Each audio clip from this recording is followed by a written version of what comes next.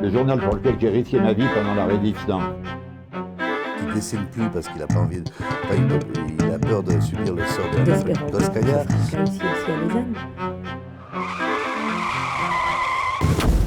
When he came out of the toilet, he see them dancing.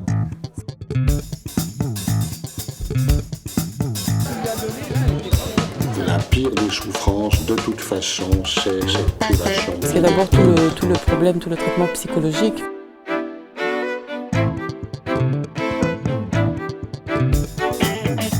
On leur donne l'opportunité de recevoir un peu d'amour et un peu de respect.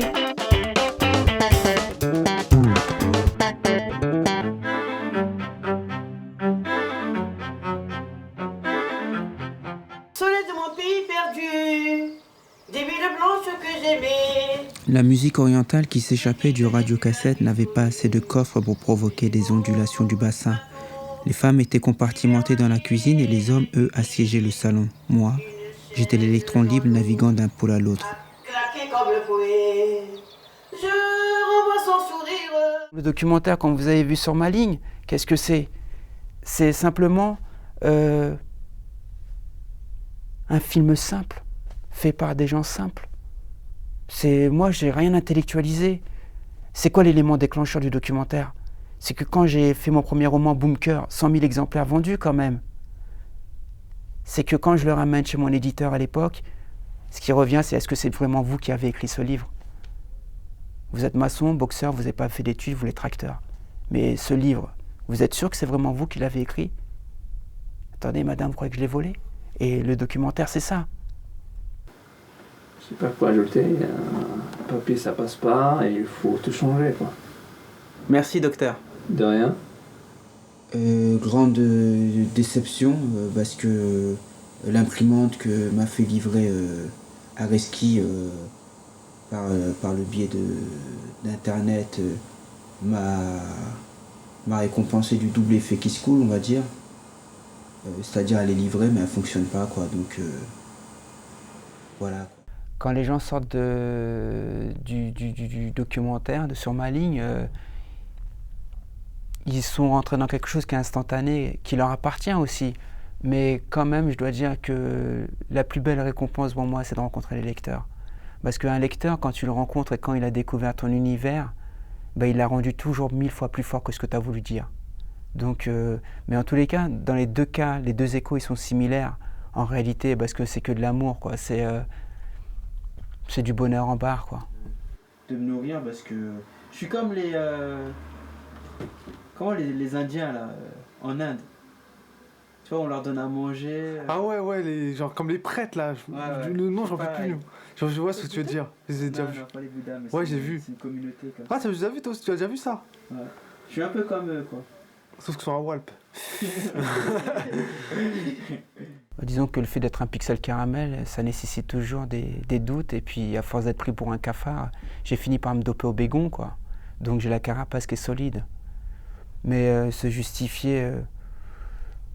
on peut avoir à se justifier quand on est un jeune artiste parce qu'il y a toujours des remises en question et toujours des doutes, c'est évident.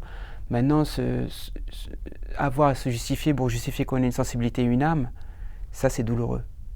D'un père algérien et d'une mère qui était algérienne d'origine soudanaise. Ouais, bon, vous avez votre CAP de maçon, un CAP de plâtrier plaquiste, puis après vous êtes devenu acteur, et puis vous êtes boxeur depuis l'âge de 15 ans, vous êtes champion de Paris première série, champion de Paris espoir, champion d'Île-de-France, vainqueur de la Coupe de l'équipe, et enfin vous voilà écrivain.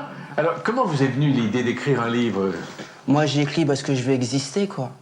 Mais attends, vous existez. En tant que boxeur, vous n'existez pas. J'existe quand je suis boxeur, c'est-à-dire le temps d'être sur le carré bleu, c'est-à-dire le ring entre ces 12 cordes. Je brille parce que j'existe et je me fais friter, comprenez, je me fais frapper. Mais ensuite, la décision est donnée, je redescends dans mon vestiaire, je pleure, je ris si j'ai gagné, je reprends ma douche et je retourne dans l'anonymat. Ils sont vraiment graves, ces petits jeunes, sans cesse, ils te défient, ils te parlent de leur territoire. Disons que avant tout, c'est du travail, quoi. Parce que c'est comme quand à la boxe, c'est comme si quelqu'un me voyait à la boxe et me dit « Putain, Rachid, quand on voit un Jerry du gauche, ça a l'air tellement facile. » Non, parce que pour mettre un Jerry du gauche, ça met 5 ans, 6 ans, quoi. Et pour écrire une phrase, quand on découvre la fluidité dans une lecture, en l'occurrence Bourg-Mon-Air ou Bourg-Viscéral, mon dernier roman, c'est 3 ans d'écriture, 3 ans de travail. Et puis arrivé un moment, je pense que la relation avec l'écriture, en tout cas comment moi je la vis, et comment parfois elle me fait souffrir, je pense qu'il y a aussi un rapport de l'ordre du mystique, parce que ça ne m'appartient pas. Moi, je suis un bullshit. Moi, je suis rien du tout. Je suis qu'un outil, en réalité.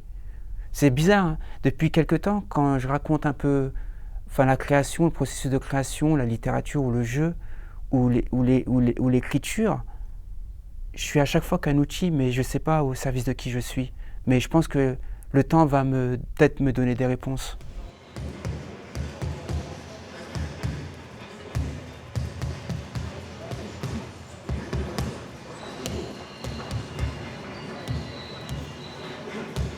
Le bébé, c'est le mien, et puis vous voyez comment je suis heureux à chaque accouchement, quoi. Donc, ouais, c'est bien moi qui attrape la graine, mais la graine, d'où vient-elle? C'est ça la question. Donc, ça fait du bien, j'ai fini ça. Mais comme je dis, c'est sans cesse, ça se finit jamais, quoi. La chaise sur laquelle mon cul était posé ne trouvait pas son point d'équilibre. Elle me faisait tanguer du nord au sud et d'est en ouest. J'étais installé sur une rose des vents dont j'étais devenu la girouette. Gigi d'un coin de l'oculaire m'observait.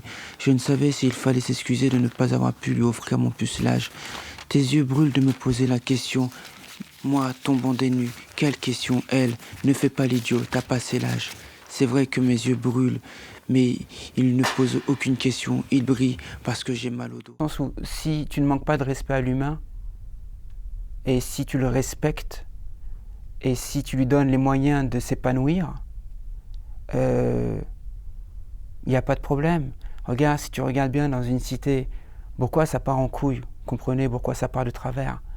C'est qu'arrivé un moment, les mecs, moi je vois moi-même le premier de par mon expérience, arrivé à un moment, j'ai voulu m'en sortir de la cité, c'est-à-dire de ne pas m'en sortir spécialement financièrement ou artistiquement, c'est-à-dire sortir, simplement faire l'effort de sortir, prendre le RER, le train et rencontrer d'autres personnes. Mais ce que les gens ne comprennent pas souvent, c'est que déjà, ça c'est déjà une étape de guerrier. Parce que dès l'instant où tu sors du quartier, tu es déjà réprimandé.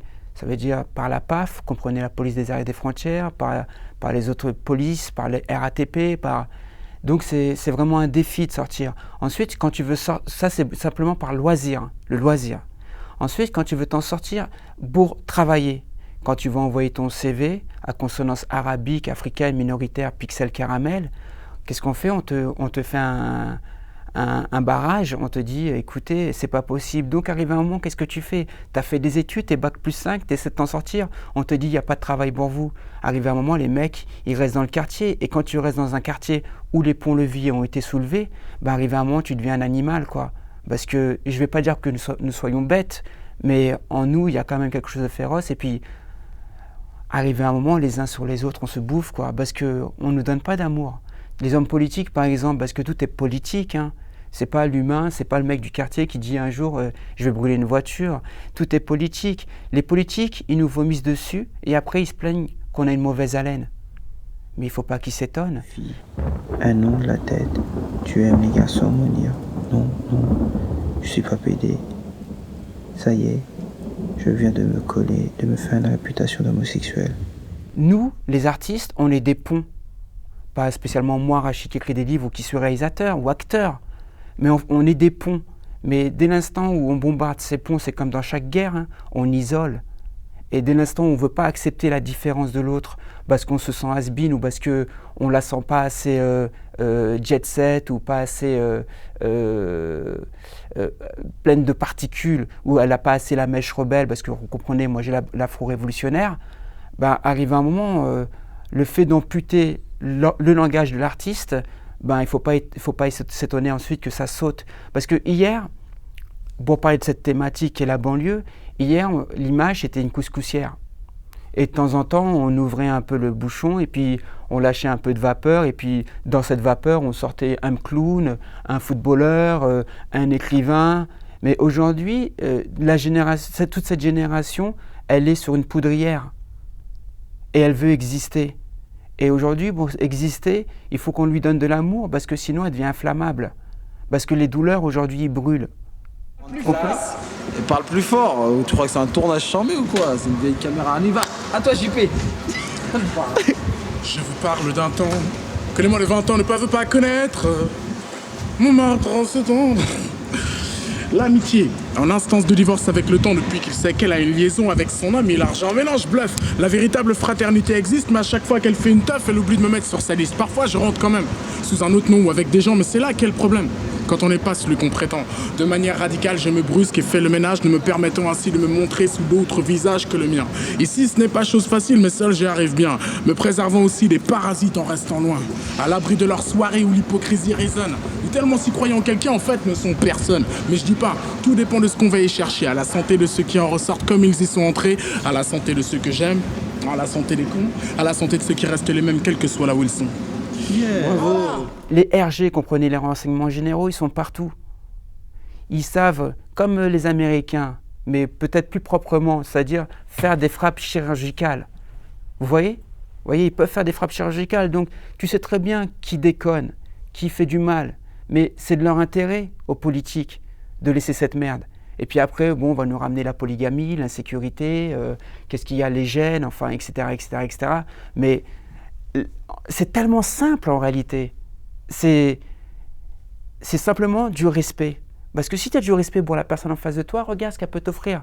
Elle peut t'offrir des romans, elle peut t'offrir de la littérature, elle peut t'offrir des films, elle peut t'offrir du jeu.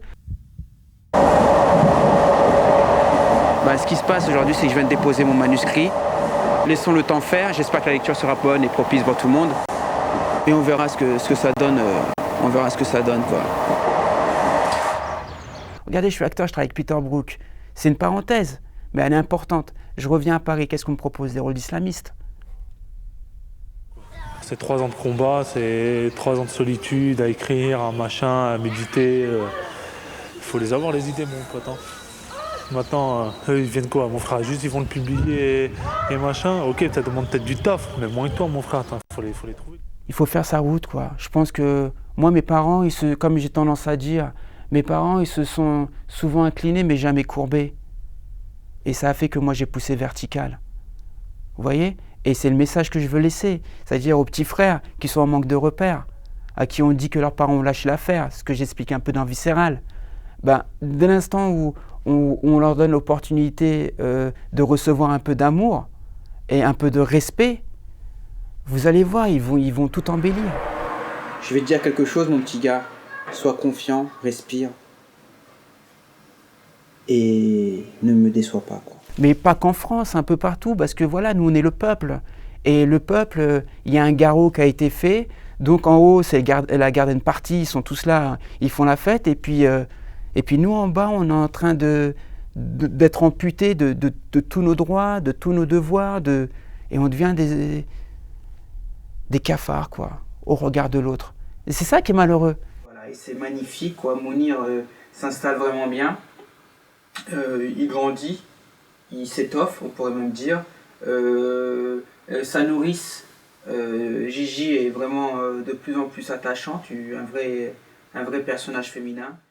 Vous savez ce qui est extraordinaire, c'est que lorsque j'avais écrit Bunker, déjà, c'était mon premier roman, donc je ne connaissais pas, parce que moi l'élément déclencheur, c'est que, étant donné qu'on me donnait des rôles de petits loulous, arrivé à un moment, j'ai fait attends, je vais écrire un scénario et je vais montrer mon univers, enfin qu'on peut venir de tel univers et avoir une sensibilité. Donc j'ai écrit Bunker, qui devait être un scénario à l'origine, mais comme je n'avais pas d'ordinateur à cette époque-ci, j'ai tout écrit à la main, et comme je ne pouvais pas faire les séquences et tout, j'ai dit ouais, j'écrirai toute l'histoire d'un trait, et puis en fin de compte j'ai un ami qui a déposé le manuscrit qui avait été un peu tapé au seuil, et les gens du seuil m'ont fait mais c'est extraordinaire, d'accord? Et pour moi c'était tout gagné. Le livre sort, et les mecs de mon quartier me disent « Oh Rachid, mes condoléances pour ton frère Amel. » Et je fais « Comment ça? Tu vois, je comprends pas, quoi. Ouais, t'as dit dans ton livre que ton frère, il est mort. » Et maintenant, avec Mounir, ce qui est génial, c'est que les gens, ils regardent mon pouce, parce que le personnage, il a un pouce qui est amputé. Et il est circoncis de travers. Alors, ils regardent parfois mon pouce ou ma copine, bon, on dirait « Oh, la pauvre. » Bon, bref, ça, c'est une parenthèse. Et ce qui est génial avec Viscéral, le troisième roman, c'est que j'ai vraiment, là, cette fois-ci, volontairement, j'ai vraiment croisé les choses parce que le personnage, ouais, il est boxeur, il veut devenir acteur, il est amoureux d'une fille qui s'appelle Sherazade et il meurt à la fin. Donc arrive un moment, les gens ils ont compris que, bah attends, ou bien c'est un mort-vivant, ou bien c'est vraiment pas lui qui raconte ses... Ou bien c'est vraiment pas lui qui est le centre de ses personnages, quoi. Aujourd'hui, il n'y a rien à dire, je suis comme le meilleur, encore plus fort que Pivot. Avec le correcteur d'orthographe, je suis vraiment un as. Et les mots, je les dégomme comme des cafards. Je suis en train de faire de la ségrégation, quoi. C'est qu'avant, je savais pas qu'un livre, moi qui n'avais pas lu énormément sans faire de misérabilisme, on dire ouais, tu vois la vie de ma mère, monsieur, c'est super dur. Non, on est au-dessus de ça. Mais la réalité, c'est vrai que le fait de... Moi, j'étais un peu un enfant tourbillon à l'école, quoi. Et je savais pas que si j'écrivais à partir du je, c'était pas pareil que si j'écrivais à partir du il. Et c'est pour ça que le troisième, ça a été un régal, parce que je l'ai écrit à partir du il. Et effectivement, ça casse toutes les ambiguïtés par rapport à ce qui est ma vie et ce qui est celle de mes personnages. Et puis, on parle de banlieue, par exemple, la thématique de Viscéral pour le troisième roman, le troisième bébé. On parle de banlieue, ouais, la cité. Mais comme mon air est sorti, déjà personne n'en a parlé. Pourquoi? Probablement parce que le personnage de Mounir, il évolue dans une résidence pavillonnaire. Il n'est pas dans une cité. Et il n'est pas dans des problèmes de yo-yo-yo ghetto. Il est simplement dans un problème avec lui et lui-même. Vous voyez? Parce que l'autre problème et la thématique de mon air, c'était qu'aujourd'hui, la solitude de certains personnages universels, mais en l'occurrence là, c'était un personnage Mounir d'origine, contrôlé, dans tous les sens du terme, bien sûr. Voilà, il était dans un problème dans sa tête parce qu'il avait effectivement une folie intérieure, quoi. Parce qu'il n'avait pas de communication. Et c'est ce que je voulais montrer. À l'inverse de Viscéral, où on a un personnage qui est beau, qui est éducateur de boxe et qui s'occupe des enfants et qui va les préparer à aller boxer à Marseille et qui va tomber amoureux, parce qu'il y a aussi des histoires d'amour. Et ça va partir de travers, parce que comme dans toutes les belles histoires d'amour, il y a toujours une tragédie qui se trame dans les intrigues secondaires. Et c'est, franchement, t'imagines qu'aujourd'hui, c'est du travail. Mais aujourd'hui, c'est pour ça que je te dis que l'écriture elle est de l'ordre du mystique. C'est qu'aujourd'hui, je te parle de quelque chose, et je vous parle de quelque chose qui m'appartient déjà plus. C'est étrange. C'est-à-dire, là, c'est du vent par rapport à la souffrance que j'ai vécue de l'écriture. Vous voyez? Je suis content, quoi, parce que je travaille. Je suis content parce que je travaille, parce que je me respecte. Et si on se respecte, on avance. Je pense que moi, le fait d'être un boxeur, je suis déjà un compétiteur. Et que j'ai toujours voulu être champion du monde. Donc à partir de là, mon premier adversaire, c'est moi-même. Bon, il faut avoir un cul solide aussi, parce que rester assis pendant des jours et des jours, forcément, il y a des séquelles. Donc plus je grandis, et plus je veux devenir intransigeant vis-à-vis de moi, quoi. Et c'est pas du vent, quoi. C'est honnêtement... c'est pour ça tout à l'heure, quand vous me dites comment ça se passe, quand les gens vous disent quoi ou qu'est-ce, honnêtement, la vérité pure, c'est que je ne me suis pas menti avec moi-même. Vous voyez? Et donc, à partir de là, pour moi, c'est gagné. Parce que si je n'ai pas menti avec moi-même, peut-être que j'ai fait un mauvais choix. Mais en tout cas, avec moi, je suis honnête. Mounir, J, de mieux en mieux. Je suis en train d'arriver vers la fin du premier jet. Donc ça, c'est bien. Vous voyez, j'écris pas des romans, je fais pas des films pour aller dans le sens dans lequel on m'attend. Regardez, ça, personne l'a fait. Vous voyez, un making-of sur un roman. C'est même pas sûr qu'il sorte, le livre. Vous voyez? Et au final, ça a marché parce que quand ici à Nyon, on rencontre des enfants ou que là, on sort d'une séance et que les gens vous disent merci, waouh, ça vaut la peine, quoi. Ça vaut la peine de se battre, quoi. Mais de façon poétique. C'est-à-dire se dire que c'est bon d'exister et c'est bon qu'aujourd'hui, à travers nos créations, on puisse aussi avoir avec toute modestie, et c'est quelque chose qui m'a été renvoyé, faire exister d'autres personnes qui se retrouvent dans ton univers, dans ta création. Et c'est ça où t'as coach, tu te dis, putain, j'ai jamais baissé mon froc, mais je sais pourquoi maintenant. La nouvelle, c'est ça. Et est-ce que tu sais c'est quoi ça? Voilà, ça, mon pote. Voilà, aujourd'hui je viens de signer mon contrat d'édition. Ouais, je suis du vent, quoi, en réalité. Là, je suis du vent, mais concrètement, la matière, elle existe. Parce que là, je peux te faire là, et puis après, on sort en off, et je te dis, oh, vas-y, casse-moi pas les couilles. Enfin, je veux pas parler mal, mais, oh, vas-y, prends-moi pas... Tu voyais? Mais concrètement, la création, elle est là. C'est-à-dire, j'ai écrit 3 romans, j'ai fait un documentaire, j'ai réalisé un long métrage, qui s'appelle 40 frères, qui a été fait sans argent. Parce que c'est toujours pareil. Ce que vous aviez amené tout à l'heure dans la conversation, à savoir d'avoir toujours à se justifier. Ouais, moi j'ai fait un film, un long métrage à l'arrache, sans argent. C'est normal, tous les cinéastes doivent passer par là. Mais arrivé à un moment, il y a toujours une sorte de chose qui n'est pas claire dans le regard de l'autre. C'est-à-dire, attends, t'as pas fait d'école, mais est-ce que tu crois vraiment qu'on prend une caméra comme ça? Est-ce que tu crois, attends, t'as jamais fait d'études, est-ce que tu crois vraiment que tu peux écrire un roman? Bah ouais. Et ouais, pourquoi pas? C'est possible. Ici, vous voyez bien la colle qui est apposée. La couverture qui vient s'appliquer ici et endossée ici.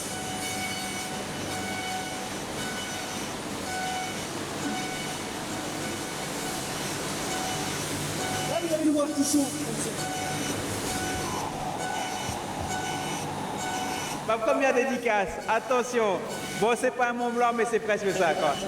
Regarde. Oh là là, c'est génial. La première. Parce que c'est... Toi, moi, je suis Rachid de Carrière. Carrière, c'est ma ville. Et quand les gamins ou les gens dans mon environnement, ils me voient, ils font « Hey, c'est Rachid de Carrière !» Tu vois, j'ai une particule aussi. C'est celle du ghetto. Tu vois, c'est Rachid d'Églésion. J'ai ma particule même au pluriel. Tu vois, et en quoi ça va me différencier de l'autre qui est de quelque chose, de la châteaurie ou je sais pas. Puisque lui et moi, on tend à faire découvrir un univers. Jusque-là, ça va. Moi, je suis universel. Mais dès l'instant où Rachid de Carrière, on lui laisse pas l'opportunité de s'exprimer et qu'on coupe les ponts, ouais, ça peut être révoltant. Mais pas seulement pour moi. Parce que les petits frères ou d'autres ont aussi envie de découvrir autre chose. Tu vois, un autre goût, tu vois, une autre saveur, un autre délire, une autre fraîcheur. Tu vois? C'était vraiment géant, c'était vraiment... Enfin, c'est une sensation extrême, quoi. On peut même pas... On voit son bébé, on voit son livre, son roman se construire comme ça, devant soi. Il était tout chaud. J'aurais pu verser des larmes, mais je les ai gardées sur le bout de ma langue. Et c'est ça que moi je trouve d'extraordinaire. Regarde, je suis ici et je suis du vent. Toujours pareil, du freestyle.